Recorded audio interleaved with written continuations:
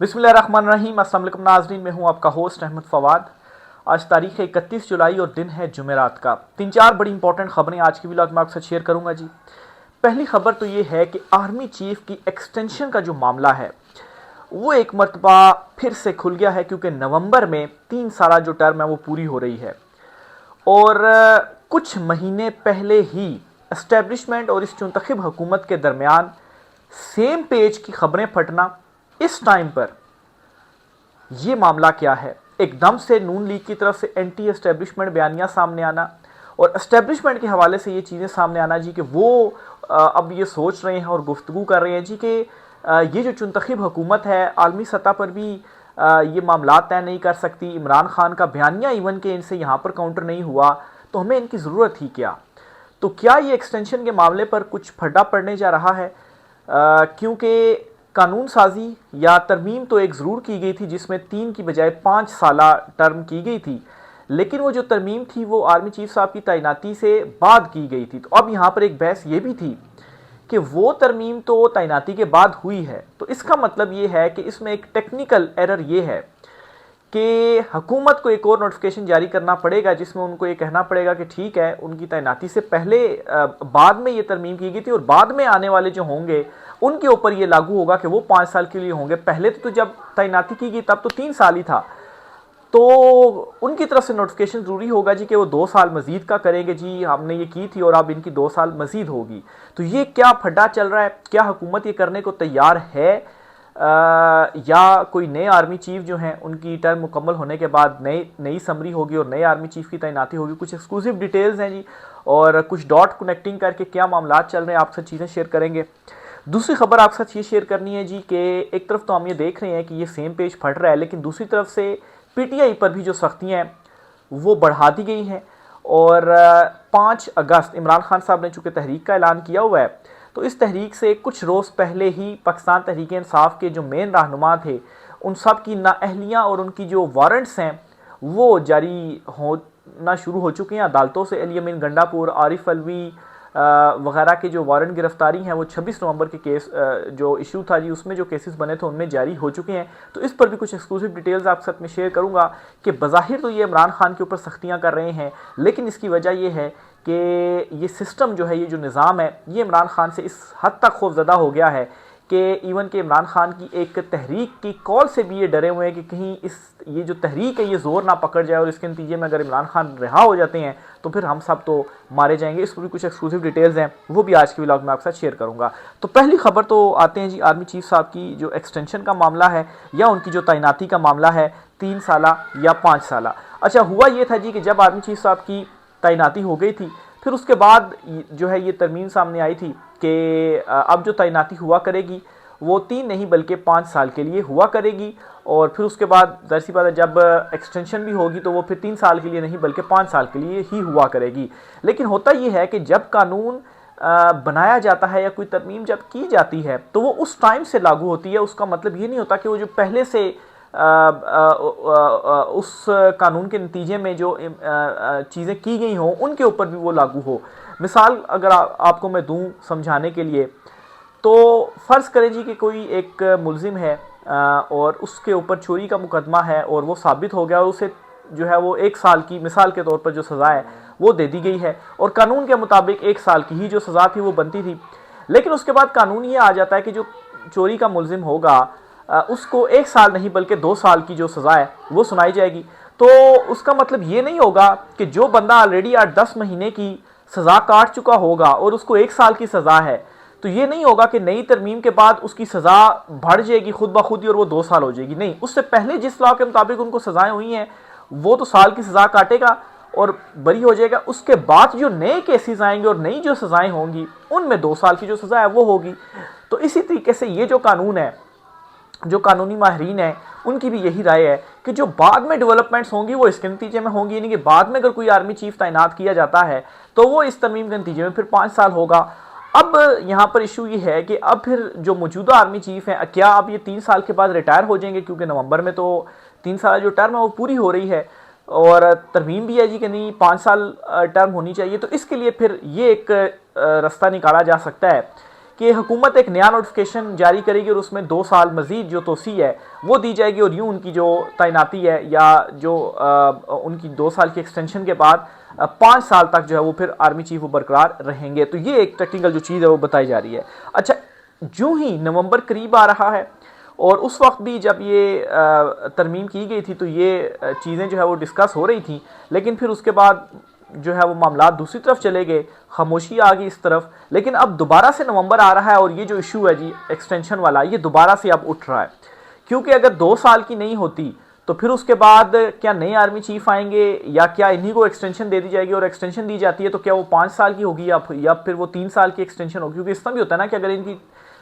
3 साल की टर्म पूरी हो जाती है तो फिर अगर एक्सटेंशन देनी है तो फिर एक्सटेंशन नई तरमीम के मुताबिक फिर 5 साल की जो एक्सटेंशन है वो होगी। तो अब ये दोबारा से जो मुद्दा है वो खुल चुका है और एक तरफ ये मामला सर पर आ पहुंचा और दूसरी तरफ एस्टेब्लिशमेंट और ये जो मुंतखब हुकूमत है जी, इनके दरमियान सेम पेज फटने की जो खबरें हैं वो आ रही हैं। अब ऐसा क्यों हो रहा है? क्या ये सारी चीज़ें आर्मी चीफ साहब की एक्सटेंशन से तो नहीं जुड़ी हुई? जावेद लतीफ़ साहब अचानक से टीवी पर आना शुरू हो गए हैं, एंटी एस्टेब्लिशमेंट बयानिया जो है वो बता रहे हैं और वो यहाँ तक भी बात कर रहे हैं जी कि जब आर्मी चीफ साहब की तैनाती होनी थी तो उस वक्त अपोजिशन और हुकूमत नहीं चाहती थी कि आर्मी चीफ जो है आसिम मुनीर साहब को बनाया जाए, लेकिन फिर उसके बाद समझ आई और फिर इन्हीं को ही जो आर्मी चीफ है वो बनाया गया। तो अब जावेद लतीफ़ साहब क्या कहते हैं जी, कहते हैं कि माजी में फ़ौज जिसके साथ होती थी इसे इलेक्शन में 25 से 30% वोट मिल जाते थे, लेकिन पॉलिसियों, आमाल और जबर की वजह से लोगों ने फासला कर लिया। अब जिस जमात पर साया हो लोग उसे वोट देना कम कर देते हैं। वजह फौज नहीं, वजह क़यादत है। तो ये एक जी मिलिट्री क़यादत के ऊपर जावेद लतीफ़ साहब यहाँ पर क्वेश्चन उठा रहे हैं कि आप जिसके साथ होते हैं लोग उनके साथ नहीं होते। तो क्या ये इशारा तो नहीं है कि हमें जो क़यादत है वो अब तब्दील करने की ज़रूरत है, ताकि जो अवाम की हिमायत है वो भी हमारे साथ रहे और हमारे साथ जो वोट हैं वो रहें, क्योंकि इदारा तो इसकी वजह नहीं है, वजह जो है वो क़यादत है कि जो लोग दूर हो गए हैं। पहले ये होता था कि जिसके साथ होते थे वो उसके साथ अवाम भी होती थी, अब वो जिसके साथ होते हैं तो अवाम उससे पीछे हट जाती है। तो इसलिए अब क़यादत की तब्दीली की ज़रूरत है। ऐसे टाइम पर यह बात करना कि जब जो एक्सटेंशन वाला मामला है या जो नवंबर है वो करीब आ रहा है, ये किस बात के इशारे हैं? क्या कोई नए आर्मी चीफ आने जा रहे हैं? फिर इसी तरह से जी असद तूर जो हैं उनकी जानिब से ये कहा गया है, ये भी जर्नलिस्ट हैं, ये कहते हैं कि अब एस्टेब्लिशमेंट के हलकों में ये बातें होना शुरू हो गई हैं कि शहबाज शरीफ और जरदारी हमें क्या दे रहे हैं, बैरूनी दुनिया इन पर बिल्कुल एतमाद जो है वो नहीं करती और पाकिस्तान में भी ये इमरान खान के बयानिए को तोड़ने में नाकाम हो गए हैं, तो उनका फ़ायदा क्या है? अब ये एस्टेब्लिशमेंट के अंदर ये सोचा जा रहा है। तो जब एस्टेब्लिशमेंट ये सोच रही हो उनका फ़ायदा क्या है, तो इसका मतलब ये है जी फिर फारग करो उनको और कोई नए बंदे को जो है वो लेकर आओ। और इसी दौरान मोहसिन नकवी के हवाले से भी लोग जो है वो बात कर रहे हैं कि वो नए वज़ीर आज़म होंगे। तो एक तरफ जी एस्टेब्लिशमेंट के अंदर से ये जो चीज़ें हैं जी वो सामने आ रही हैं कि इनकी क्या ज़रूरत है, और दूसरी तरफ ये नून लीगी जो इस टाइम रहनुमा है जी वो ये गुफ्तगू कर रहे हैं जी कि जो क़यादत है जी असल जो रीज़न है जी वो है जिसकी वजह से अवाम जो है वो हमारे साथ नहीं है। फिर इसी तरह से जी दूसरी तरफ जो तहरीक तहफ़्ज़ुज़ आइन का प्लेटफॉर्म है वो भी पाकिस्तान तहरीक इंसाफ ने एक्टिव कर दिया है। स्पेस तो नहीं दी जा रही, अभी भी पाकिस्तान तहरीक इंसाफ को कॉन्फ्रेंस करनी थी तहरीक तहफ़्ज़ुज़ आइन ने 2 रोज़ की, 31 जुलाई और 1 अगस्त, और ये इस्लामाबाद के एक निजी होटल है वहाँ पर करनी थी, लेकिन उस होटल इंतज़ामिया के ऊपर दबाव डालकर वहाँ पर कॉन्फ्रेंस नहीं करने दी जा रही। तो इससे ये समझ में आ रहा है जी कि इस चुनतखब से तो जान छुड़ानी है, लेकिन इमरान खान के लिए भी इस मतलब है कि इमरान खान से अभी भी खौफज़दा हैं कि अगर खान साहब आ गए तो फिर हमारा क्या बनेगा। तो इसलिए मोहसिन नकवी की सूरत में एक तीसरा ऑप्शन जो है वो रेडी किया जा रहा है। बहरहाल महमूद अचकज़ई की जानिब से ये स्टेटमेंट सामने आई है और मुस्तफ़ा नवाज़ खोकर जो है वो भी इस प्लेटफॉर्म पे हैं, तो उन्होंने अपने फार्म हाउस के ऊपर ये जो कॉन्फ्रेंस है उसका इनेकाद किया और आज वहाँ पर जो प्रेस कॉन्फ्रेंसेज हैं वो हुई हैं। तो महमूद अचकज़ई साहब कहते हैं कि हाफिज़ साहब आप और आपकी रजीम इस बात का क्या जवाब देगी? वी बिलीव इन गॉड, क्या आप क़यामत पर यकीन रखते हैं? लोगों के छोटे छोटे बच्चे मर रहे हैं, ऊपर से हेलीकॉप्टर आते हैं, ये हेलीकॉप्टर सानहा सवात के वक्त कहाँ थे? तो इन्होंने भी मौजूदा जो क़यादत है उसके ऊपर जो सवालात हैं वो उठा दिए हैं। तो एक तरफ जी ये हुकूमत भी और दूसरी तरफ पाकिस्तान तहरीक इंसाफ और जो तहरीक तहफ़्ज़ुज़ आइन का प्लेटफॉर्म है वो भी मुतहरिक हो चुका है और वो भी जो क्वेश्चन हैं जी वो उठा रहे हैं। पाकिस्तान तहरीक इंसाफ के ऊपर सख्तियाँ मज़ीद बढ़ा दी गई हैं और 5 अगस्त के तनासुर में बढ़ाई गई हैं। जो तहरीक का इमरान खान साहब ने ऐलान किया हुआ है, इसके नतीजे में एक तो ये किया गया जी कि अदालतों से धड़ाधड़ वारंट जारी हो रहे हैं गिरफ्तारी के, पीटीआई की जो लीडरशिप है उनके, और फिर सज़ाएँ भी जो है वो दी जा रही हैं, और नाअहलियाँ भी पाकिस्तान तहरीक इंसाफ के जो MNAs MPs वगैरह उनकी शुरू हो चुकी हैं, और सेनेटर्स वगैरह। अब आप देखें जी कि इलेक्शन कमीशन ऑफ पाकिस्तान ने नाअहलियाँ अभी से जिनको डीसीट किया गया है ना, जिनके खिलाफ फैसले आ गए हैं अदालतों से, उनको नाअहल कर दिया है। हालांकि इतना जल्दी इलेक्शन कमीशन जो है वो एक्शन नहीं ले सकता था। आर्टिकल 225 की अगर बात की जाए उसके ज़मरे में, क्योंकि सेशन कोर्ट्स के बाद या सदर दहशतगर्दी अदालतों के बाद आपके पास हाई कोर्ट का भी प्लेटफॉर्म होता है और सुप्रीम कोर्ट का भी प्लेटफॉर्म होता है। अगर फ़र्ज़ करें कि 1 महीने बाद हाई कोर्ट से ये फैसले मुअत्तल हो जाते हैं, तो क्या इलेक्शन कमीशन पाकिस्तान जो है वो दोबारा से इनको बहाल करेगा? क्योंकि इनकी नशिस्तों के ऊपर तो वो इलेक्शन भी करा रहा है, तो क्या इलेक्शन करवाने के बाद उस इलेक्शन के नतीजे में जो नया कोई बंदा MNA MPA बनेगा तो उसको हटाकर फिर इनको वापस बहाल कर दिया जाएगा? तो इस तरह से होता नहीं है। लेकिन इलेक्शन कमीशन की फुर्तियाँ बजाय जिस तरह से सूरतकारी फराहम कर रहा है, आर्टिकल 225 के बरक्स PTI अरकान असम्बली की नाअहलियों का आगाज़ कानूनी माहिरीन ने सवालात खड़े कर दिए। इलेक्शन कमीशन ने जल्दबाजी में काम किया। आर्टिकल 63(1) के सबसे मुनासिब तशरीह यह है कि किसी रुकन के ओहदे का हल्फ उठाने के बाद इलेक्शन कमीशन अपने तौर पर ऐसा नहीं कर सकता। हल्फ हो गया तो इलेक्शन कमीशन ये काम नहीं कर सकता। ज़ाहिर सी बात है, वेट करना था हाई कोर्ट सुप्रीम कोर्ट से फैसले आए, तो फिर उसके बाद जब सुप्रीम कोर्ट से स्टैंप लगी तो फिर वो बहाल नहीं हो सकते, तो फिर आगे जो है वो चला जा सकता है, इलेक्शन कराया जा सकता है। लेकिन हाई कोर्ट से वो बहाल हो जाते हैं तो फिर, लेकिन इलेक्शन कमीशन जो है वो जिस तरीके से सहूलतकारी बज़ाहिर पहले पूरे इलेक्शन में फॉर्म 47 और सारी चीज़ों में आया, यहाँ पर भी जो है वो यही चीज़ हो रही है।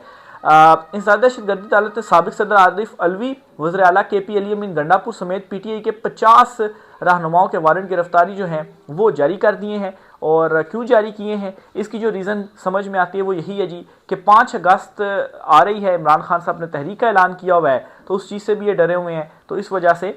ये जो है जी वो अब गिरफ्तारियों का सिलसिला शुरू हो गया है, और नाअहलियों का भी जो सिलसिला है वो शुरू हो गया है। और KP में भी हालात ख़राब होते जा रहे हैं, क्योंकि बाजोड़ में भी ऑपरेशन शुरू हो चुका है, अवाम नहीं चाहती, और यहाँ से जो ऑपरेशन है वो किया जा रहा है। और इवन कि KP की हुकूमत जो है, अली अमीन गंडापुर जो है, वो तो अब बिल्कुल ही अवाम की नज़रों में गिर चुके हैं, क्योंकि इस ऑपरेशन को रोकने के लिए उनकी जानिब से भी कोई इकदाम नहीं किए जा रहे जो कि KP की अवाम चाहती है। जुनैद अकबर साहब का ये कहना है जी कि अगर ये इसी तरह से चलता रहा तो फिर हम KP हुकूमत के अगेंस्ट निकलेंगे, यानी कि अपनी हुकूमत के अगेंस्ट, अली अमीन गंडापुर के अगेंस्ट हम निकलेंगे। मजीद वो कहते हैं कि पहले भी जर्नैल फैसला करते थे, अवाम को एतमाद में नहीं लेते थे, आज भी जर्नैल फैसला करते हैं, सियासी लोगों को एतमाद में नहीं लेते। हम सियासतदानों का अवाम की नफ्स पर हाथ होता है, इसलिए हमसे पूछकर फैसला होना चाहिए, और हम समझते हैं कि ऑपरेशन हल नहीं है। तो पाकिस्तान तहरीक इंसाफ दूसरी तरफ जो है वो ऑपरेशन के अगेंस्ट भी निकल आए हैं, और जो पाकिस्तान तहरीक इंसाफ की जो वहाँ पर रहनुमा हैं वो ये बात कर रहे हैं, दीगर लोग भी वहाँ पर बात कर रहे हैं, दीगर जमातें भी वहाँ पर जो बात है वो कर रही हैं ऑपरेशन के अगेंस्ट। लेकिन ऑपरेशन का आगाज़ हो चुका है। अली अमीन गंडापुर जो है वो मुख्तलिफ मौक़िफ़ अपनाए हुए हैं, कभी वो क्या कहते हैं, कभी वो क्या कहते हैं, ऐसा ही लग रहा है कि वो बौखलाए हुए हैं कि अब वो करें या करें क्या। यहाँ से तहरीक भी जोर पकड़ती जा रही है, और अवामी दबाव जो है वो भी बढ़ता जा रहा है, और ये चुनतख़ब हुकूमत जो कि नाअहल है, माशी जो सूरत हाल है वो मज़ीद बिगड़ती जा रही है। आलमी सतह पर भी उस तरह से जो सपोर्ट है वो भी जो है वो नहीं मिल रही, और इमरान खान साहब के बेटे भी जो है वो एक्टिव हुए हुए हैं, तो मामलात बड़े फंस गए हैं। और नवंबर तक आप देखेंगे कि जो हालात ऐसे ही चलते रहेंगे, और जो है वो जिस तरीके से दोनों तरफ से अब ये क्लैश आ गया है, देखें अब एक्सटेंशन होती है 3 साल की होती है, या 2 साल की होती है, या 5 साल की होती है, या नहीं होती, क्योंकि नून लीग भी मरी के अंदर जो मुलाकातें हैं जी वो कर रहे हैं। और मुझे ऐसा महसूस होता है कि शहबाज शरीफ के ऊपर तो नहीं होगा, लेकिन कि वो कोई फ़ैसला करें, या उनके पास जब कोई चीज़ आएगी तो नवाज़ शरीफ के बगैर वो फ़ैसला नहीं करेंगे। और मैं ये समझता हूँ कि नवाज़ शरीफ इस हक़ में नहीं होंगे कि मज़ीद जो है वो कंटिन्यू किया जाए, या वो ये चाहेंगे कि शायद कोई नया जो आर्मी चीफ़ है टर्म मुकम्मल होने के बाद वो आएँ, क्योंकि माजी में भी जब ये फ़ैसले करने पड़े हैं तो आप देख लें कि जनरल राहील शरीफ जो हैं वो नवाज़ शरीफ के टाइम पर थे, तो उनको एक्सटेंशन नहीं मिली, बल्कि नए जो आर्मी चीफ थे वो आए। तो देखिए अब ये जो सिचुएशन है, इस सिचुएशन में क्या जो फैसले हैं वो होते हैं। राय का साथ कीजिएगा। आज की व्लॉग से इतना ही, इजाज़त दीजिए, अल्लाह हाफिज़।